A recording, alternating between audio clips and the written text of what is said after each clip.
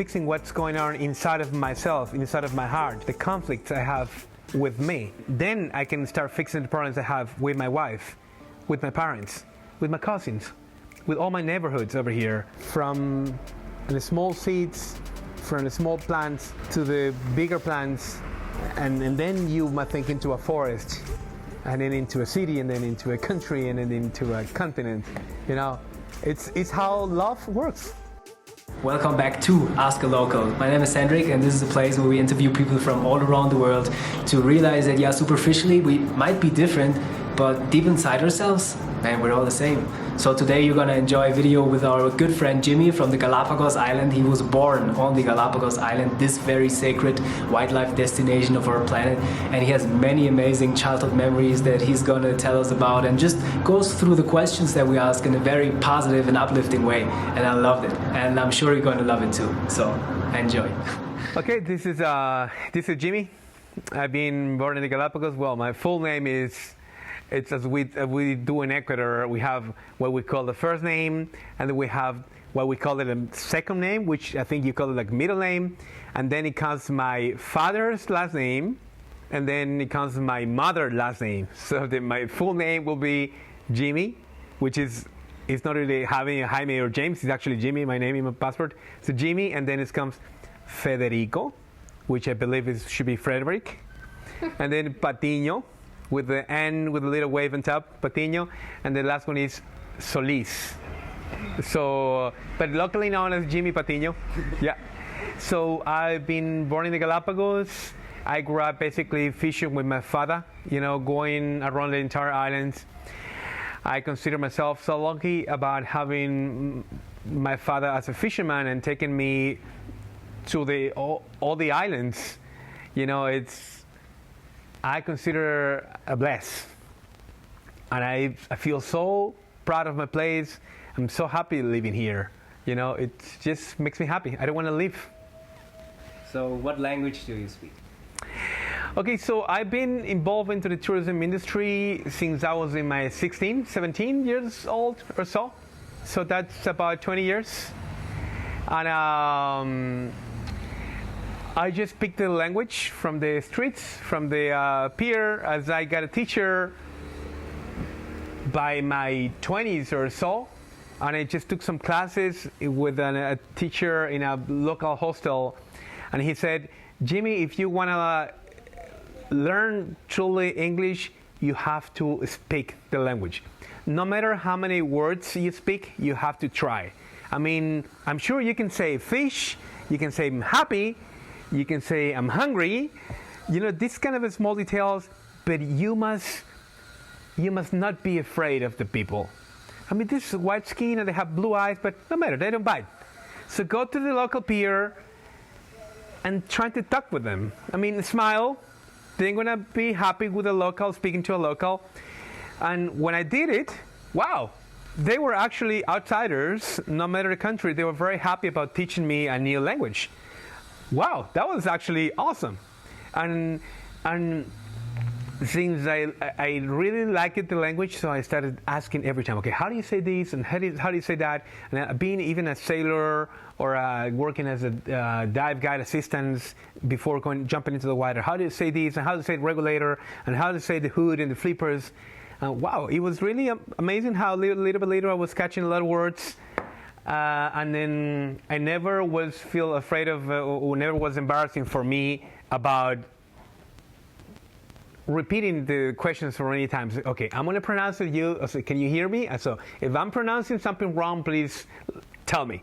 And I was just learning like that. So I decided when I was younger. And I talked to my mom. Say, I don't want to work. I mean, because I was about finishing high school, and then it was very close the time that that I got to choose a career or something to study, and I mean to go to a university, either fly to mainland Ecuador, to Quito, Guayaquil, or one of the cities, and then what? I mean, to study to do what? To work? I don't want to work in my life. What? But then what do you want to do, Jimmy? I don't know. I just maybe want to take my friends to my backyard. Maybe we go kayaking, maybe they pay well for that, I don't know, but And I've been doing that since then. You know, How do you make your money? What is your job? I'm a naturalist, guide at the Galapagos National Park, and I guide most of my groups in English.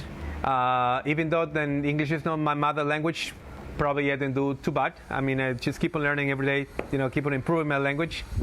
I got to speak Italian for a little while. We got a lot of Italians coming to a hotel I was working on. And, but I forgot most of the words because things, you know what happens if you don't use it, you lose it. But so basically I do, sometimes I have to guide in Spanish too, which is not a problem. Get a little bit slower, but still I do it. But most of my groups in English. Is there a local Galapagos language? We don't have a local Galapagos language. We don't have a local Galapagos dialect. We don't. But I can tell you we have a very interesting kind of a local Galapagos slang. And we got not the whole structure of the sentence itself, but we got some words. Kind of put them upside down or just find a different meaning for the bills, for the places, for things in the house. And it's interesting. So I will consider as something very unique to our culture. You know, even Ecuadorians coming from other places, from Guayaquil or Quito, from Ambato, from Amazon of Ecuador, sometimes they don't understand. And also, we speak fast, really fast. You know, probably sometimes a little faster than Cubans. You know, that's quite tricky. What is your favorite meal? Oh, well, that's an easy question. My favorite meal, for sure, it's ceviche. Ceviche is my... You know, since I grew up in the water with my dad. What is ceviche? So ceviche, it's a... You know, you can find ceviche in between Baja California and southern Argentina. It's a widespread, world spread, recipe and a very, very well-known plate. So ceviche is basically, it's a marinated fish. It depends how you want to how or for how long you want to marinate it. Some people will marinate it for 6, 7, 10 hours. I marinate it for 10 minutes because I'm almost like a sea lion. I love the raw fish. So marinate it with 10 minutes, either wahoo or tuna, snapper, grouper, lemon and salt. And on the side, I will, chop some veggies. It has to be the Ecuadorian recipe for the ceviche has to be tomato, red onions or white onions, bell peppers, cilantro. I mean, an Ecuadorian meal without cilantro is not a meal. Cilantro, a little bit of olive oil or regular, vegetable oil, and then basically we mix them, all of them. We mix them together, and we just eat it like that. We don't use so many ingredients in the Galapagos because you really want to taste the flavor of the fish. So I'm getting hungry now, but that's it. That's a ceviche. So that's my favorite meal.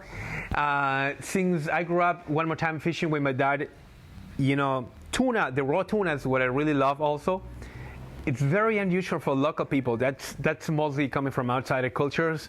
Eating like a medium rare, or blue, or medium well. Most people will eat it in town medium, well done, the tuna, but I just love either raw with soy sauce or I just blue. This is a 1/4. So put it on the grill for a few seconds and you just eat it like that. So ceviche, and if I can, I'm gonna be the happiest man in the world if I can get to eat like fish for breakfast, lunch, and dinner, and soup and dessert. I'll be happy. When do you go to bed at night, and when do you wake up usually? Okay, I am a very hyperactive person. I love life. And whatever has life, I love it. So plants, they are living creatures. I love them. So I wake up every day, my body automatically in between 5:30 and 6 in the morning. Some days 5 o'clock, some days, but very early. I'm an early person. As a bird watcher, as a photographer, as a plants lover, I wake up early. But even if I don't have to work too much in the garden, it's the energy that I get from the plants, the energy that I get in the morning. I mean, the peaceful time in the morning, being quiet, not many cars going by, and then I just feel like showing my love to the plants by doing something to them, by helping them. It's a way that at some point also I'm going to receive some love from them, which is either flowering or either an avocado, a tomato, or whatever I can have from them without killing the plant, like sharing, something from them to me. And I sometimes not even for myself only, but to share with my mother-in-law, with my, neighbors around, with my dad, with my wife. Yeah. Beautiful. When do you go to bed? Okay, so I go to bed, then normally I try to go early. So normally I try to go in between 8:30 or 9 p.m. Yeah, so when the sun goes down. Yeah, pretty much. Well, the sun in the Galapagos goes down by 6:30 p.m. No more than that. So I stay until 2 hours later than that, 8:30, no more than 9 p.m. And a little tired. I try to avoid some caffeine through having a cup of coffee or through having a Coke, because and then if I get caffeine, I will be climbing the walls like a Spider-Man. Yeah. What do you like to do when you're stressed? Oh, when I'm stressed. Well, since I have my garden, sometimes we have stressful moments. So if it's by 6 p.m. or so, basically, or 7, and if something goes wrong, I go to the garden, there is a little cushion there, I take a seat, relax for a second, and even get a shot of whiskey, or if it's earlier than that, in between like noontime, 2, 3, 4 p.m., I sit for a while, get a glass of cold water, or sometimes even beer. That helps a lot. Beer time, yeah. Do you have any thoughts about Germany? What are your thoughts about Germans?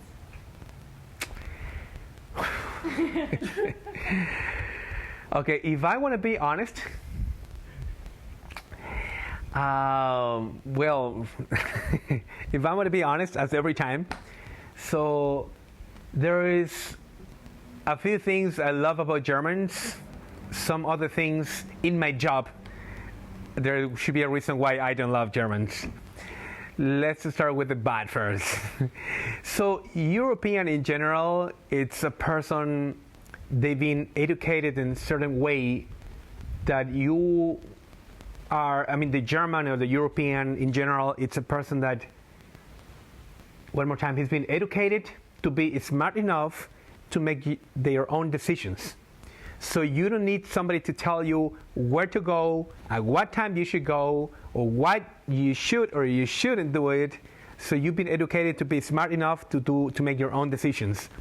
So in my job as a guide, that can make it a little bit difficult because they don't like somebody to organize a day or a trip or an activity or somebody to tell them, okay, we go this way in the trail, you don't get out of the trail.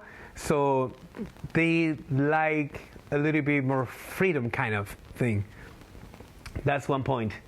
The second point, and this is only in my job part, because I work in the tourism industry. Since the tipping culture in the Galapagos, it works very, very similar to the American culture in terms of the tipping. So to a German guide, no matter how I explain the cost of living in the Galapagos, the living is very expensive because no matter that sometimes the salaries are not really like the best, so that's why the tipping. So the tipping coming from Europeans in general or Germans is really bad. But then if I can tell you something good that I really love about Germans, Switzerland's, the European in general, but German, Swedish, Switzerland, that I really love that they are very honest. So when you look into their eyes, you see honesty. And that's what I really love. So I feel from a European, from a German guy, I will really think, talking about my personal life, something who you can create with like a truly awesome and honest like friendship. You can really be a friend. You can really be a friend. And sometimes Germans, when they get angry, they can be bad. And sometimes they can get to insult. I know. But you know what? After a little bad time, couple of minutes, after that they get a beer, they kind of apologize, but it's gone. And then it's gone, and then next beer is going to be all good, shake their hands, and that's it. So I really appreciate, and I really like that, because when there's in my job in the tourism industry, when there is a problem, it's not only because they don't want to do bad feedbacks, but just they like when we solve the problem at the moment. We solve it, it's all gone, also good, Jimmy, amazing, the air conditioning is working now, or whatever, flipper or the mask or whatever happens in terms of my job in the tourism industry is done. Jimmy, great, that's it. So that's one of the things I really love about. So when they leave happy, I'm happy because I know, okay, I did a good job, it's all good. Thank you for sharing your perspective. Yeah, no, I mean, yeah. When you, like, what are you most excited about every day? When you wake up in the morning, what are you looking forward to? Challenge. I love a challenge. And sometimes as I talk to my wife, I'm a little bit in a rush. Okay, I want to move, I want to do this. Okay, hurry up, and then we're going to do this, and then we come back. I said, tell me what's next. So tell me what's next. Okay, then I go there, and then I come back, and then what? I mean, what else? Okay, we're going to go here, we'll fix the bed, and we need to clean the air conditioning system, and then this, okay, what's next? So I'm in a rush, every time in a rush. So sometimes my wife has to tell me, like, okay, Jimmy, we're done. Sit down for a second. Come on, get a beer, get a glass of cold water, because one of my problems, I don't know, something might be wrong with my body, but I'm always hot. I don't know if it's the right way to say it in English, but I mean the temperature. It's always, so a glass of cold water with ice, lots of ice, it goes really well with me. So, but I'm excited every day about a new challenge. So when I finish my day, it's like, wow, we did it. We made it. We did a great job. I mean, it's amazing. I love that. Yeah. What do you think is the most important thing in life? The most important thing in life is to be happy. The most important thing in life, and I get some words from some Germans. I'm going to repeat some words from some Germans.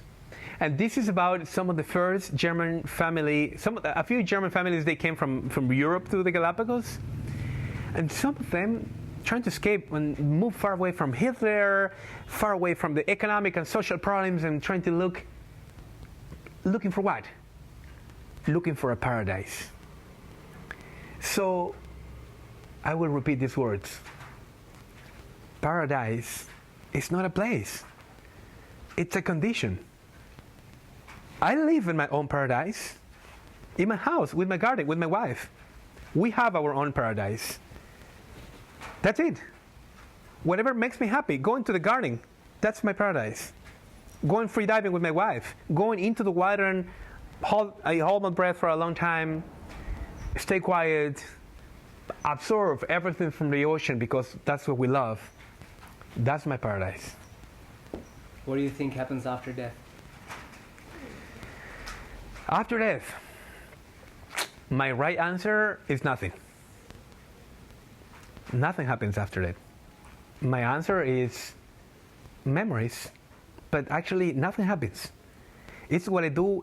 That's why I keep on helping my dad and my mom and my parents-in-law, my cousin, and as I told my wife, I mean, this is the way we live. Our home is not even finished. I mean, my mother told me for many times, Jimmy, when is going to be the time you finish your house? And sometimes my wife is like, okay, Jimmy, stop. When is going to be the time you think about yourself? Wow, it sometimes could be quite hard, because I feel like giving makes me more happy, makes me happier than receiving. So whatever happens in life, whatever I do for my mom, for my cousin, for my neighbor, it has to be in life. Now, after the people died, I'm not going to be the person, never. I told my mom and my dad, I'm not going to be, never going to be the person taking flowers and going to paint the place. Everything has to be in life. What is something that you struggle with in life, if you feel comfortable sharing? Is it that it's hard for you to take care of yourself first? I think it could be two things that I struggle in my life sometimes. One of them is actually thinking about myself first. And sometimes, even sometimes I forget about if I have to eat something. You know what? Let's do it. Yeah, that's one of the things. And another thing which I can tell you, it's my personal life, but it's been fixed a lot with my wife, it's about communication. It seems like I talk a lot, but sometimes I get trouble, or I can get stuck in a small tunnel when I have to communicate things, or I have to. There's an expression we use in Ecuador: we have to use a spoon to take the words out of a mouth. But I've been with my wife almost 10 years. We just got married now, but we've been knowing each other, so it's been like a therapy for me, my wife. So it's not only my partner, not only my wife, not only my psychologist, but it's part of my life. Yeah. Why do you think we're even here on this earth? We are here on earth because we got a mission. Through the process, through the path, sometimes for some people it could be quite difficult to find what's your mission. But I've been 2 times close to follow the white light at the end of the tunnel, as some people say, in Ecuador. But if I'm still here, because I know I have a mission. I got something to do here. And I felt I did discover what it is helping helping the other ones. So we live in so much weird trouble recently in the world, and I feel like there's so much hatred and separation, and I don't like that. And I was wondering, what do you think we could do to find peace again, and to like each other again, and live in harmony amongst each other? Well, I think it's not impossible. And people might get stuck about trying to solve bigger problems, bigger cities, bigger countries, bigger cultures, bigger religions, trying to get people together. And I think all of that is possible since we start with yourself. See, if I'm starting with myself, fixing my problems, fixing what's going on inside of myself, inside of my heart, the conflicts I have with me, then I can start fixing the problems I have with my wife, with my parents, with my cousins, with all my neighborhoods over here, fixing with all the problems I have with the local community. So if I can start doing that and spread the seeds around about this, I think it's going to work. I think it should go like that, from the small seeds, from the small plants to the bigger plants, and then you might think into a forest, and then into a city, and then into a country, and then into a continent. It's how love works. What is the most important lesson that you learned in your life? The most important lesson in my life. I'm a truly high believer, not only about God, which is actually one story, but karma, though.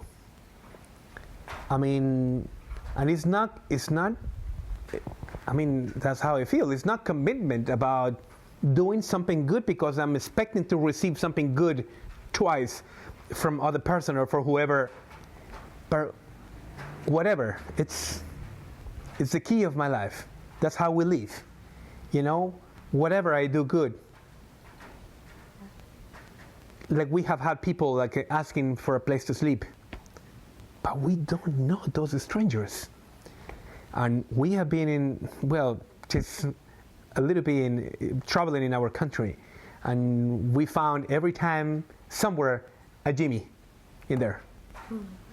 So whatever you do, you know, if you do it with love, if you do it with your heart, don't wait for it. You will never know when it will come back. So, thank you so much, man, for sharing all your heart and this. I'm sure people will love this interview and will love you as a personality. Before we close up this, I would love to know if there is anything you'd like to share with the viewer.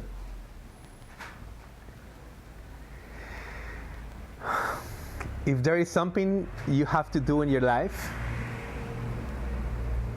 you do it with love. Even though sometimes it might appear to be like the music in your life is not the one you were expecting for. But I will tell you one thing. You know what? You know what? Just dance. No matter what, just dance.